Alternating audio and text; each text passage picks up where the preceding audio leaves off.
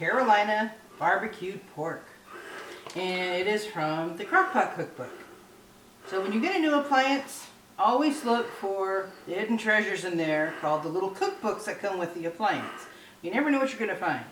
I tried this one time and it became our signature barbecued pork dish because we like pork and it's a good deal at the stores usually, and it's a very versatile meat. Now you remember on our previous episode when we did pork chop Spanish rice?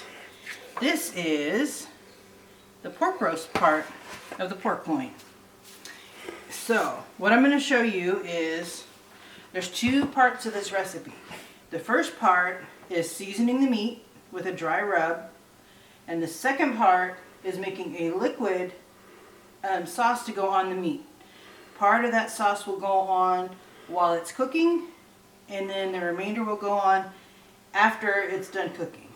And it will need to cook on low for 10 hours.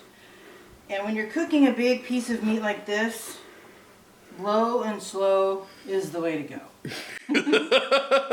Because you can speed it up by cooking it on high for half the time, but it gets a lot more tender if you cook it low and slow. So if you're doing something like pulled pork or pot roast, use your low setting and just start it first thing in the morning. And then when you get home from work or a busy day, it's ready for you. So, let's get started. So this would be a good recipe for someone who's like, wants to cook something and basically come home and have it already done. Yep. All right. We use the crock pot at least twice a week around here because we're busy people. And this part is 2 tablespoons of brown sugar.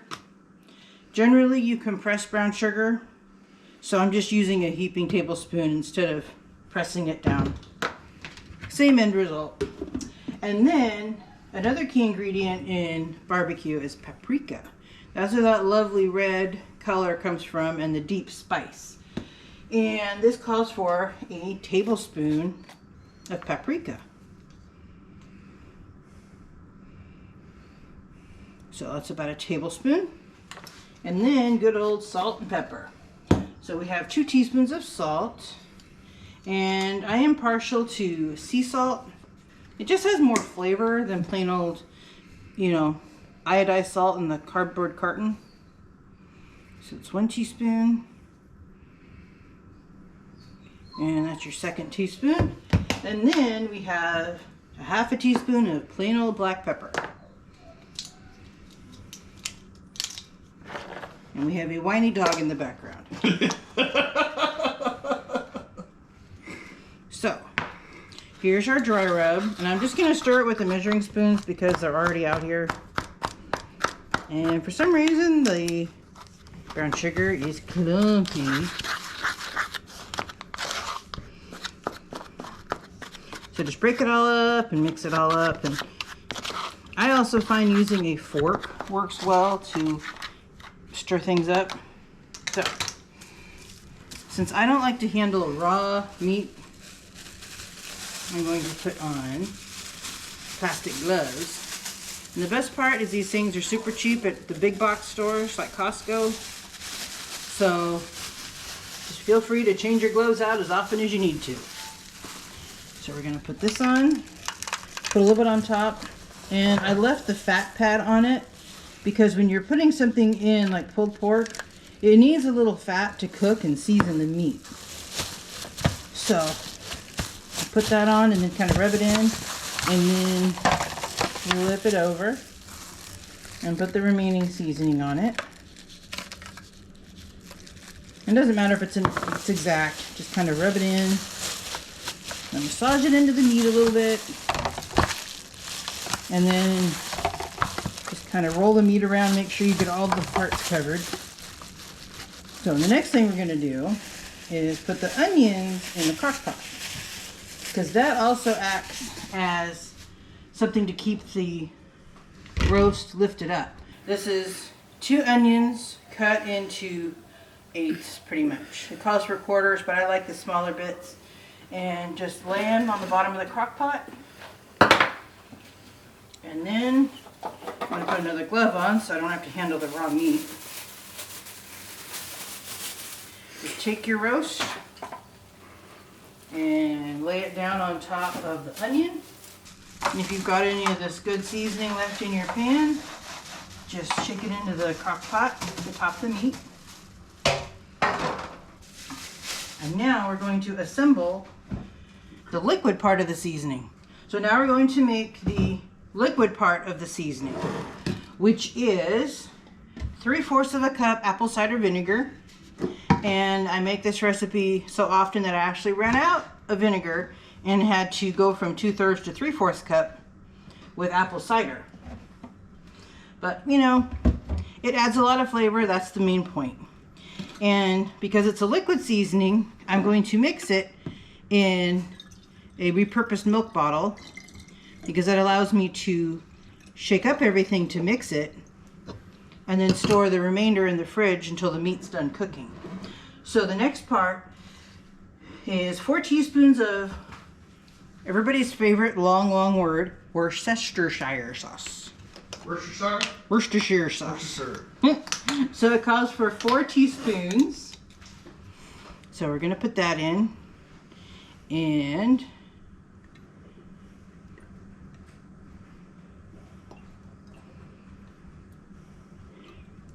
it's renowned for its lovely umami flavor, salty savory. And the next thing is crushed red pepper flakes. And we often have so many of these laying around from all the pizza we eat. I just use 1 packet of pepper flakes. But that's just enough pepper flakes to suit our family spice. And then we have our 1.5 teaspoons of sugar. So I'm just going to use a tablespoon and fill it halfway because I don't want to have to dirty up another measuring spoon. So that's about 1.5 teaspoons of sugar. Just plain old white sugar. And then we have dry mustard, 1/2 teaspoon.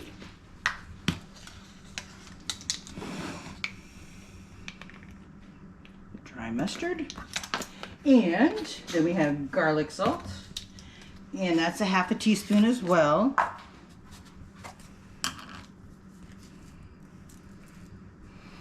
And then lastly, we have cayenne pepper.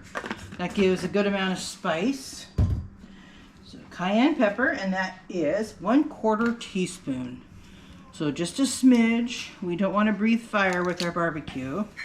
So we're just putting in a smidge of cayenne.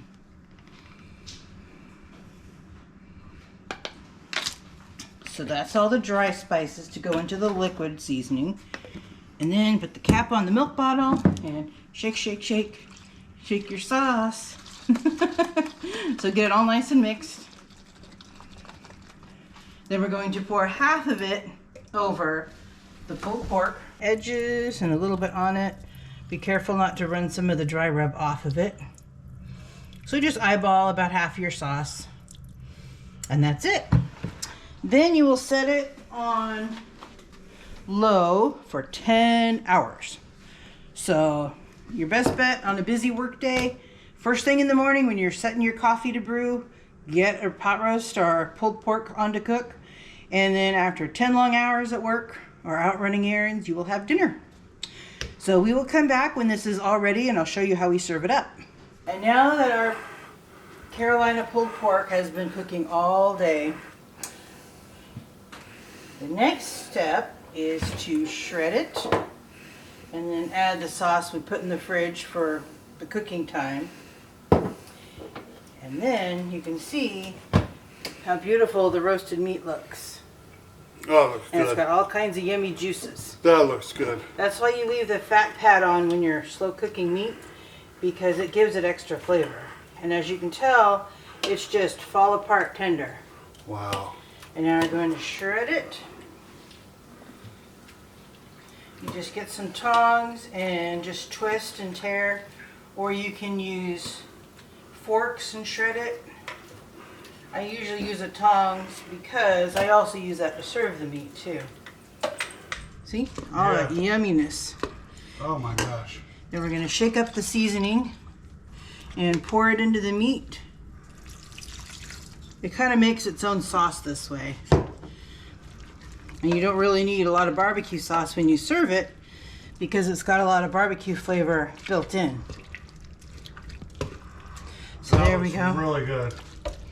So do you put you put any barbecue sauce in it?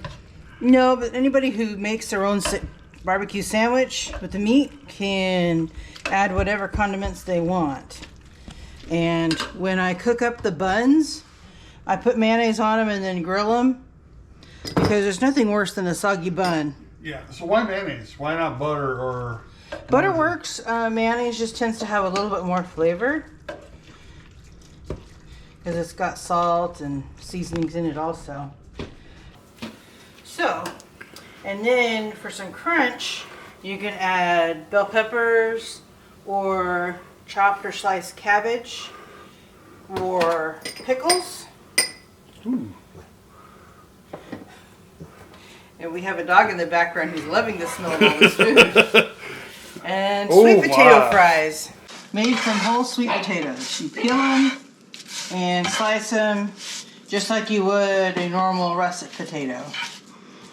And then I bake them in the oven at about 425 for about 30 minutes. And my favorite seasoning is chipotle roasted garlic, but not too much because the chipotle can get a little intense. Oh yeah. And then garlic salt. But the savory pairs really nicely with the sweet, with the natural sweet of the sweet potatoes. Now, could you use like pickle relish or banana peppers or anything else for the meat? Any condiment you like. It's the user's preference. So you can chop up some fresh onion to put in there, but we've also got the onion that was cooked with the meat. We've had it with banana peppers, jalapeno. But personally, my favorites are cabbage and bell peppers because they have the nice savory. Oh, nice. Okay. So we can show you what the sandwich looks like. You just get a bun and open it up and then put the meat on it. Shake off some of the juice because you don't want to drown your sandwich. See, look at the beautiful color in the pulled pork. Oh yeah.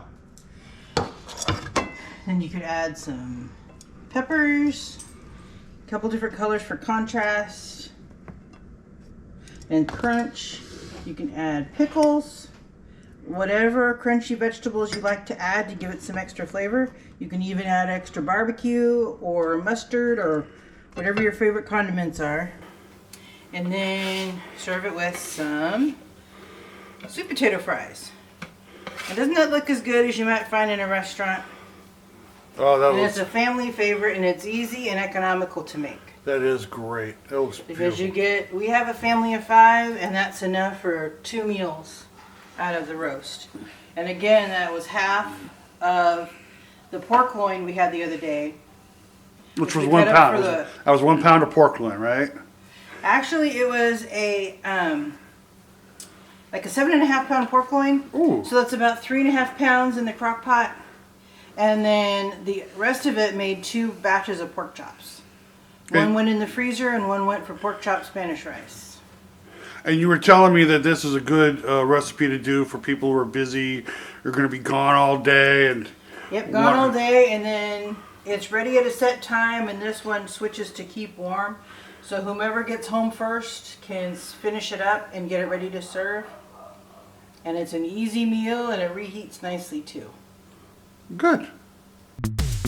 Thank you for watching Miss Cindy's Kitchen. To get more recipes like this one, subscribe to the channel and hit the bell for notifications when new videos are uploaded. Share it out to your friends, family, neighbors, and leave us a comment to let us know how this recipe worked for you. And don't forget to hit that like button. Again, thank you for watching Miss Cindy's Kitchen.